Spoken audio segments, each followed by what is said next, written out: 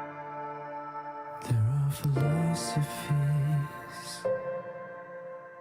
I can't believe there are ordinary lifestyles that aren't for me. Father time keeps tapping my shoulders with withered fingers. With the risk comes a chance. The path I'm on is turning to a crossroad. Suffocate the train, or escape this reality. The life I want is tangled in the life I need. Suffocate the train, or escape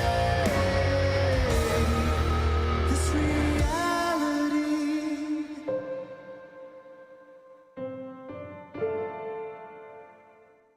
There's no how-to guide, just uncommon sense. There's a thrill when you ride, but no way to figure out what it meant. Further time keeps tapping my shoulders with withered fingers. With the risk comes a chance. The path I'm on is turning to a crossroad. Suffocate the train, or escape this reality. The life I want is tangled in the life I need. Suffocate the train, or escape. There's gotta be more to this than where it stands. I wanna do everything I can. I'm so tired of being something I can't stand.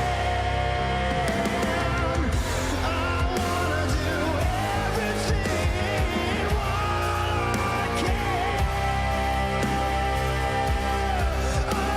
The path I'm on is turning to a crossroad. Suffocate the train, or escape this reality. The life I want is tangled in the life I need. Suffocate the train, or escape, or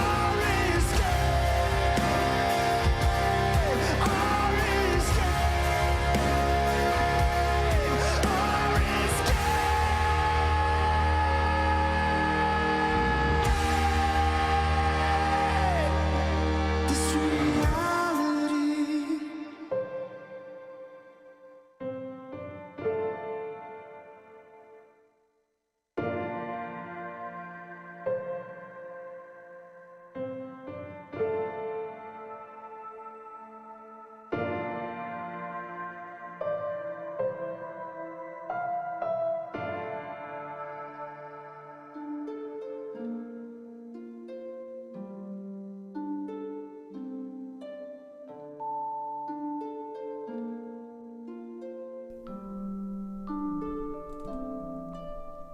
Okay. Let's get into some super chats.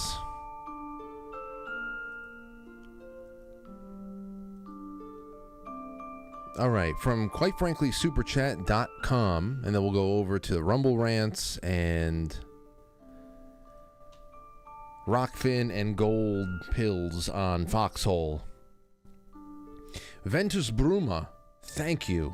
Thank you, Ventus, for a wonderful tip.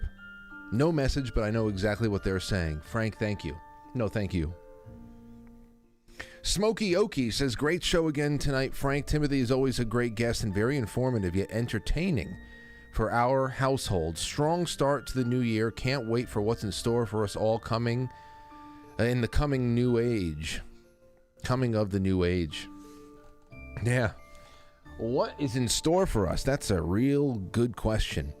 And I love when Tim comes on, because then I get to slip into a world of giants and incredible battles between heaven and hell played out on Earth and the physical. I mean, there's just so many places we've been to. We did cryptids.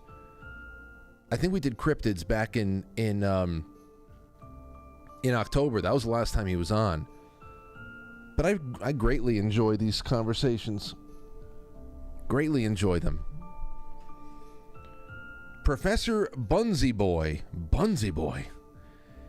says, great show, Frank. Timothy Alberino is real tight. Tight like a tiger. Like a lion. Katie Sky D says, don't ban me, bro. For what? What's the matter? Don't ban you? Stowstube, thank you, Stowstube. Good to see you out there. Thank you for the tip. Katie says, Christmas again. Score, because I still have one more Christmas nut left in me to give, not the other way around. What the hell's going on? Katie, I'm not going to ban you. I just don't... I'm confused. Lila? Like our cat? Frank, this is your cat. What the hell is she? First of all, where'd she get the money from? Lauren better check to see where her pocketbook is. Lila says, Frank, this is your cat. I took a shit in the water heater. She doesn't have access to the water heater. This is not real. This can't be real. I wanted to tell you since you called me out last week, but I only just learned to type. Who's the fucking menace now? Oh, boy. No, that's definitely not Lila. She doesn't even know where the water heater is. She's not allowed down there. Terrence the opossum. Terrence. Yes, hi, this is the opossum that hangs out near your trash. My name is Terrence, but my best mates call me Terry. Say hi next time instead of screaming and trying to hit me with a broom now that we're on the first name basis, yeah? Love, Terry. Terry. No. Bad. That's a bad name. Sounds like terror. Winston. See, Lauren naming the little visitor Winston. That's a little bit more, I don't know. That's a little bit more disarming. I feel like the possum would be wearing a cowboy hat. It would be, just trying to be a nice neighbor. Your name's Winston, you have to wear a cowboy hat, I think. Terrence, that's just like a snooty, I don't know, British man. Snooty British man who just doesn't care about you. He just wants to use you for some reason. In this case, my trash. Farron Beast says, I also hate possums. Oh, wait, you already said that last night. Well, I'm trying not to hate. Trying to move past that. It's a new year, new me. Yamez says, Frank, I turned 31 today. I want nothing else than to hear you say, Lake Titicaca's. Please know. Please, what the hell just happened? Oh, please know you're doing a good job and keep being courageous, brother. Well, Yamez, happy birthday to you. 31 is a great, great age. There's still something very late 20s about 31. 32 is like the last of your 20s, I say. Lake Titicaca's, though. There you go. I said it twice for you because it's your birthday. Thank you. Jameson says, Frank, recently found you. Glad I did. You're such much needed in this ever-devolving nightmare for what caused the disaster and still affects us today. Check out Troy McLaughlin. His book, Saturn Death Cult.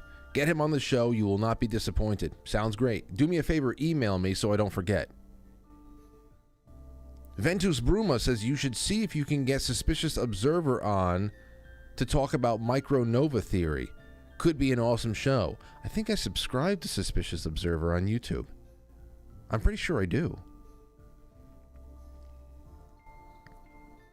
Okay, got some great super chats there. Over to the Rumble. Rumble, everybody's hanging out, doing their thing. Great crowds all over the place. Thank you for all of the attention you've given me tonight. And now on to quitefrankly.tv. Let's see here. Sean Joe Cookie, thank you. Ranger L says Dems are pushing out Biden. Jill's cancer will be the excuse to resign. If he refuses, Hunter will be indicted. Well, I heard that Jill's cancer was a very small little speck of something, and they got it within acceptable margins, and that everything is, it's not only most common, but the easily cured. It's like basal cell carcinoma, skin cancer. I don't know if that's going to be the reason why that Joe is going to resign, and I honestly don't think that this is the way that they're going to try to get Joe Biden to resign and get the hell out of there. I don't think so. I really do believe that they're going to try to cover this up and throw a wet blanket on it the best that they can. If they wanted to do that, there's so many outstanding things. You can pick like one thing. You don't even have to acknowledge everything that's inside of Hunter's laptop. You don't even have to acknowledge everything that's in there. Just pick a couple of things there. All of a sudden, start treating it throughout your media with a certain level of seriousness, and then you, behind the scenes, you orchestrate Joe Biden's graceful stepping down and moving away. I mean, there's so many ways to do it. I don't know why you would bring this in, especially since it so thoroughly neutralizes all of the incredible federal overreach invasionary tactics that have been that were employed last August when they went to Mar-a-Lago and completely turned Donald Trump's private residence upside down. An actual president. It just neutralizes so many other things. I don't know. I actually think it might be a real happening. Now, obviously, it's going to be used. Opportunists are going to use it however many ways. It's going to be steered. But if you really want to get this guy out, if it's time to usher him out, if you're, just trying to exit some of the old players stage left and bring some new ones in, you don't need this. You don't need this. Could have picked from anything. J. Jewel, thank you. Sean Joe, thank you. Stove sent an entire sleeve of cookies. Thank you so much. Chai Possum says, welcome back, Timothy. Meow. Sounded very sultry. Robert Sarns, are you familiar with Suspicious Observer? Ben explains all this as a normal 12K year cycle of our sun. So there's another Suspicious Observer plug. River Pike sends a sleeve of their own cookies. Curious Patriot sends a sleeve of their own cookies. If you don't know what we're talking about the native Foxhole Pill.net currency system. So, thank you, Stove. Shouting out Curious Patriot. Music Man, thank you. Smokey Okie. There he is over there. Great show again, Frank. Thank you. And Curious Patriot says, one of my favorite Set the Charge tunes yet, brother. I love that one, Suffocate the Dream. I love that one. And for those of you who have been monthly subscribers and we do the Sunday afternoons together in those unlisted streams, I think it was last winter that I was down in the basement and I was doing a stream from my setup down there, and I actually got to show you guys the way that song evolved from the early demos, how the vocal lines evolved, how everything evolved, and then we got the finished product, and I showed you guys the finished product before anybody else. I love that song. I really do. Simplicity has been best these days compared to where we came from. But by the way, the band meeting the other night went great. We have 2 originals that we're going to start picking apart, and one one cover. I don't know if they're going to do my cover, so I'll let you know what I told them I wanted to do. I want to cover with these guys because I think that everyone in the band would do so well in making this song our own, and also honoring the original sound and everything. I think we would do so well with Def Leppard Love Bites. I think that we would do so well with it, and I hope they take up my request. In fact, I'm going to just start demanding it. What the hell do I get? What do I get out of this relationship? I want to play Def Leppard Love Bites. I want to record it with these guys. I think it would be awesome. Go. Next time you're in the car alone, blast Love Bites, roll down the windows a little bit, let some of that icy winter air come in, and tell me it's not still an awesome song with great harmonies, that great build-up. It's great. I love that.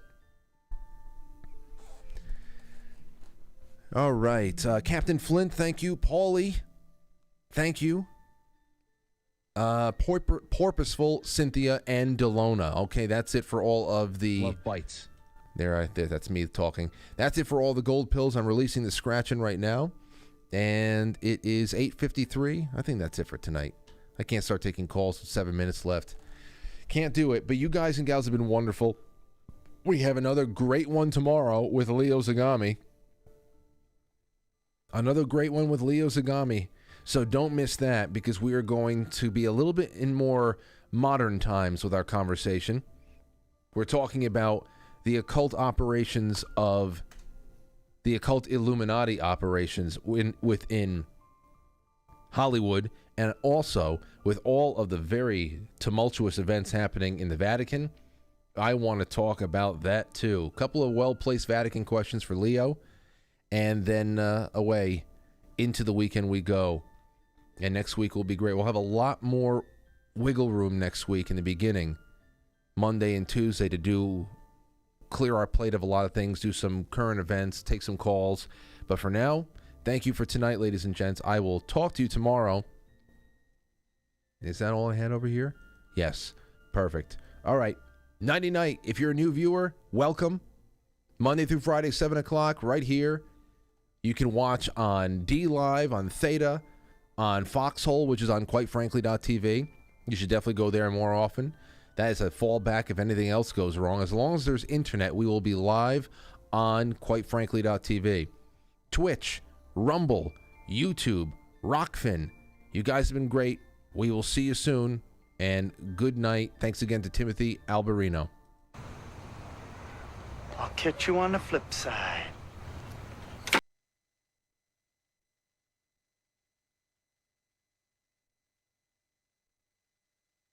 Okay, Chief, take him away. I'm going to go home and sleep with my wife.